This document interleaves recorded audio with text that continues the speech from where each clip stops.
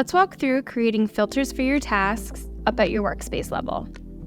So I have a workspace here for creative, and I have 3 different projects underneath of that. A lot of the tasks in my creative space are super high level of things that the team needs to do. But I want to be able to see where my team is at in an aggregated way across all of these different projects. So when you come to add a filter here inside of a workspace, it actually will aggregate up everything within that workspace and the projects underneath of it. So you have some basic filtering here where you can select the statuses you want to see, priorities, assignees, and different fields. But we can also switch to advanced, and we could pick and choose the different projects that we want to see within the results of your filter.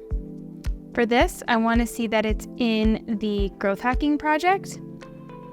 And then I'm also going to do an or, and I'm going to pick that it's also in my design sprint, and I'm going to add one more so that I can also get my video production. I also want to see everything that maybe is not complete yet. So I will add a group, and I will do that the status is not complete.